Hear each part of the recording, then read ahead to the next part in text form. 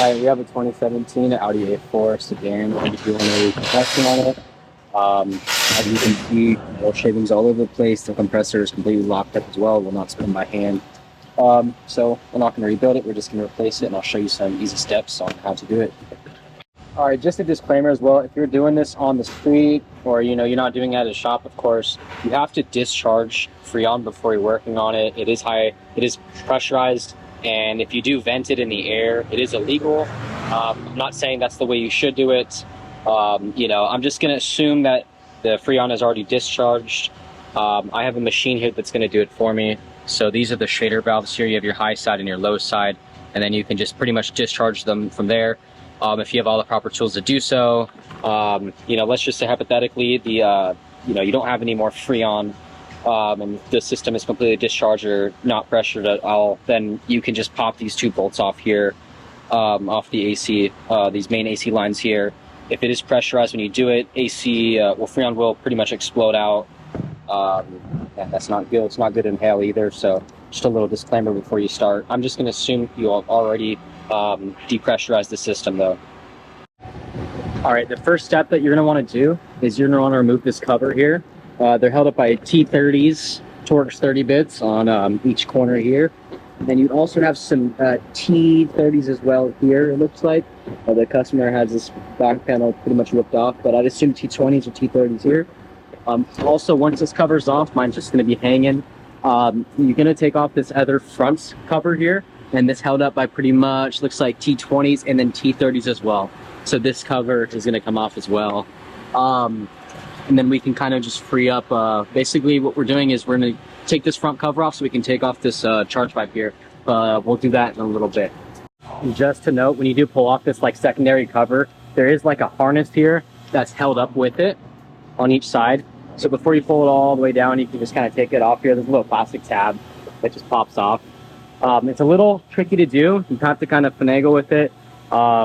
It's a lot easier if you take the bumper off, but we're obviously not going to do that.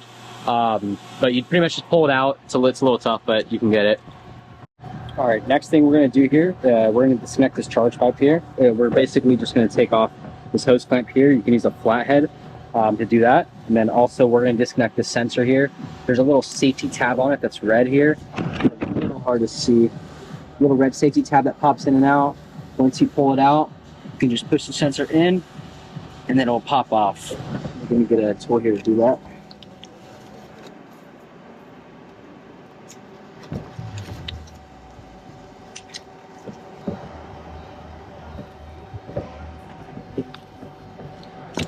There you go. All right, so we have to take off this charge pipe here. Here's a tip I found. Let's say the hose clamp is in a really weird ass spot that you just can't really get to or access at all, but it's facing, out, facing the bumper. And there's a way we can actually get to it. We're gonna pop this cover off here. I already pried off the end of it to kind of show you, but literally, there's a hose clamp right there. And this guy just comes right off. So I'm gonna let it hang here just to kind of show you. But yeah, once we get this hose clamp off here, we can pull it off, and then literally our charge pipe comes off, and the rest is just a couple bolts in the compressor. So we'll do that now. All right, when you get it nice and loose, you might have to pry it off with that flathead. Just kind of get it in between the tip of the outlet here. This little plastic, a little rubber piece will probably come off with it. You can just pop it back in. Now we have our charge pipe just kind of hanging free. So we're going to go back on the top and then kind of finagle it out, and we'll just go from there. All right, after you have the charge pipe here, pretty loose here, and then you have it disconnected there, the next thing we're going to do is take off these main AC lines. It's a T45 right here and right here. Main AC lines here. We're going to disconnect those. Remember, it will explode on you if the lines are pressurized, so make sure you have a way to recover that, or safely take it out. So yeah, we'll do that now. Just be careful with this main coolant hose here, and then you should have enough space to kind of wave them out of the way. All right, perfect. So after you have these two hoses off here, I couldn't film anymore after for a second. My camera was being a little funky. Basically, you have your coolant temp sensor here. It's kind of similar to the other sensor we had here. It's like the red little switch. Pop it off, push it in, It comes right off. So you can disconnect that. After you're done doing that, you'll have these two main AC hoses here. You can pull them off, push them under, just push them on the floor here, and let them hang all the way down. They're not gonna be damaged or anything like that. After they're down and free, you'll have enough space to actually move the charge pipe and just slap that thing right on the floor, so you'll have enough space to get the compressor out as well. I'm doing this kind of all on the ground just to show you. I know I could be doing it in the air, it's a lot easier. So basically you have your little spot here that I showed you. You can help, there's like a big resonator here. It's really stupid, but it's in the way. And you can basically just kind of push it down here. You have this little fender lining here you can push down with the charge pipe, and then it will literally just come out. It took me probably 20 seconds to do that. We'll show you the next step in a second. Right? All right, the next step here, you have 3 bolts you can access from the top. They're T45s, the same bolt, the same bit that we used earlier. It's going to be a bolt here. There's going to be a bolt below right here, right below the compressor. Then there's also going to be in the bolt in this right side corner here. There's a little harness right here in the way. There's a little clip, so we can just go ahead and use a flathead or even your hands if you want to just kind of move this guy out of the way here. There's also a sensor that we have to disconnect on the AC. That one does not have the red safety tab. You can just push that in and it pulls right out. So yeah, pretty much 3 bolts. You got your little sensor there and the little clip there. We'll do that next. All right, cool. After you remove this harness out the way, got the sensor, a couple bolts.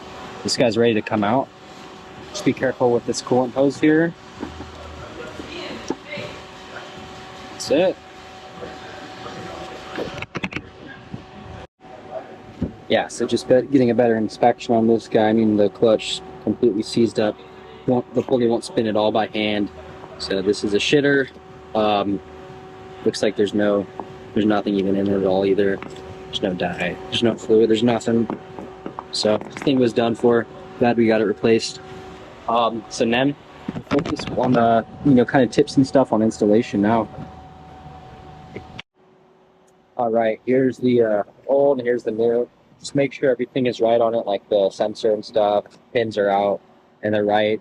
Just make sure the fittings and connectors look good on it as well. We have our 2 hoses here. I would recommend replacing the O-rings on them. So on both our AC hoses here. You can buy them online. I found the O-rings from an AC hose kit just on, I think you just buy them at like any O'Reilly's or parts store if you're around. They don't have to be purple, they can be green, it's fine. Yeah, so I just got these. So I'm just gonna slap these guys on and line up the AC and put it back on.